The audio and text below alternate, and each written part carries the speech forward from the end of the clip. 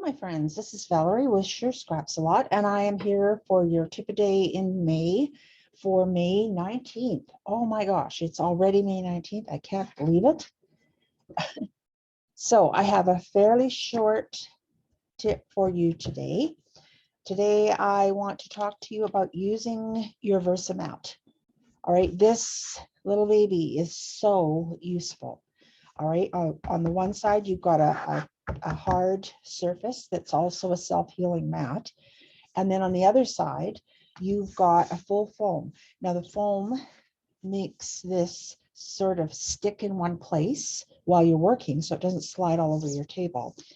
However, you can also turn this over when you want to stamp.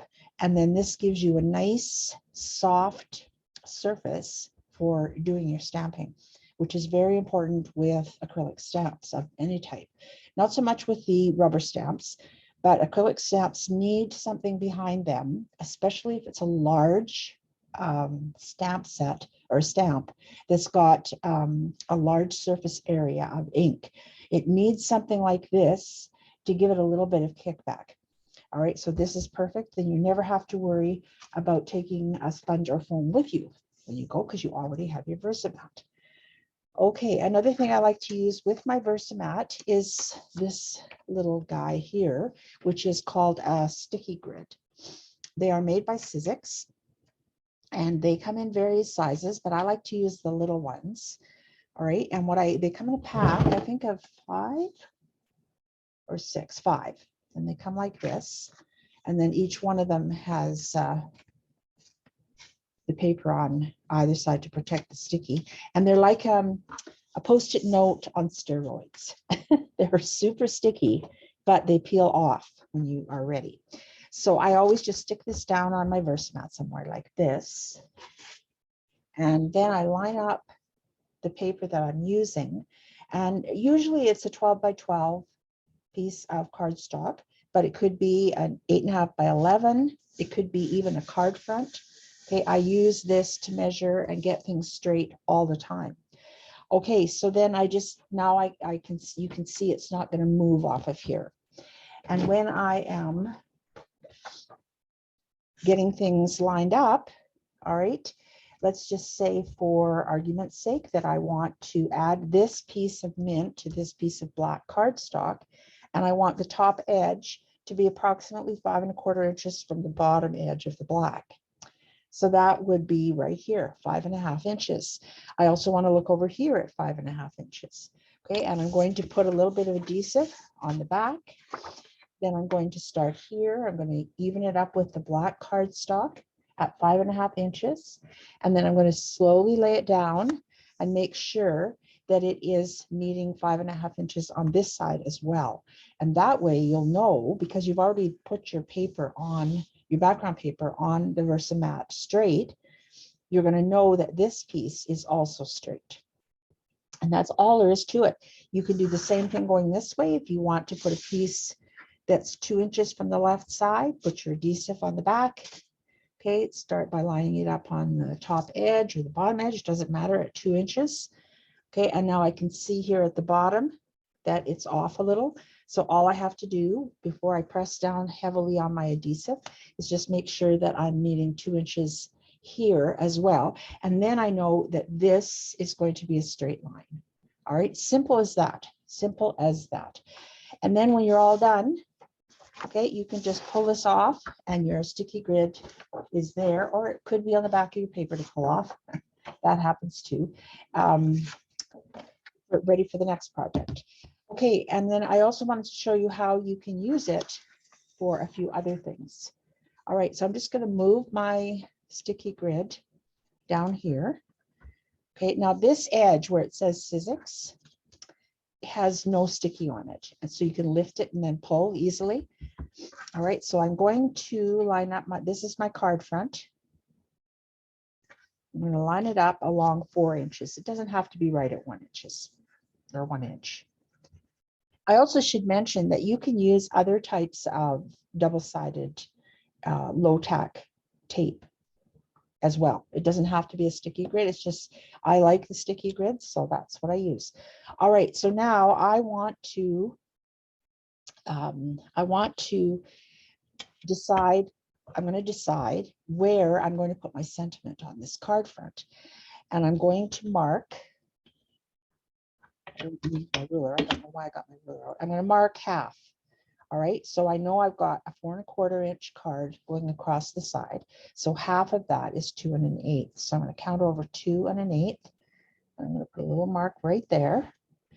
And then I'm going to do the same thing up here. I'm going to mark 1 inch, 2 inch, 2 1/8. Each of these little squares is a 1/4 inch. And I know an eighth is a half of that. So I just put it right in the middle. Okay, and now I'm going to grab my ruler and I'm going to just ever so lightly, okay, draw a line there. All right, and then I want to mark across, I want to find the middle going up and down. So I know this is 5 1/2, and half of that will be 2 1/2 1/4, 2 3/4. Again, I grabbed my ruler, I don't know why. So that's 1, 2, 1, 2, 3/4. Okay, and then same over here. So that's 1, 2 3/4. And then I'm going to join those two marks. Okay, and I'm going to just make a very light line. All right, so this right here is going to zoom in a little on this. So I have found the exact center of my card front. And from there, I can place my sentiment where I want it and then erase the lines. All right, and if you're good at eyeballing, you wouldn't even have to draw the lines. You can just eyeball where the half and the half is, and then that's where your sentiment goes. All right, one last thing that you can use this for, and that is making a dovetail. Just want to find one long skinny. This will do. All right, so I want to use this piece to dovetail and put on a layout. All right, so first of all, I don't need the sticky grid for this one. I'm going to see how wide it is. Okay, and it is 1, 2 3/4 inches wide. Okay, so half of that, I want to find the center. So half of that, 2 3/4, that's 1 1/4 and 1/8. So 1 3/8. It's my funny little way of. All right, so here I'm going to use my ruler and I'm going to draw a line. Now I'm not adding a pencil mark up here because I'm lining up my ruler. I know I've lined up my paper, so now I'm lining up my ruler so that I know it's straight. And I'm just going to draw a line, and I'm looking here, there's a half. I want to draw it 3/4 of an inch in. And I was just looking at my 1/4 grids here, my 1/4 squares. So now I have a line in the center, and I can grab my fussy cut scissors, and they are really the best type of scissors to use when you're dovetailing because they have the pointed ends. All right, your long bladed scissors are not really designed for intricate cutting. All right, and so their ends are not pointed. Okay, so try and use your fussy cutting scissors when you are doing your dovetailing. Now I just cut on my line. All right, and now I'm going to go to the outer corner. I'm going to aim the point of my scissors where my cut ended. That. Same thing, other corner, aim towards where my first cut ended. Okay, and I got a little bit of cleanup in there to do. I think I might have made it worse, but that's okay.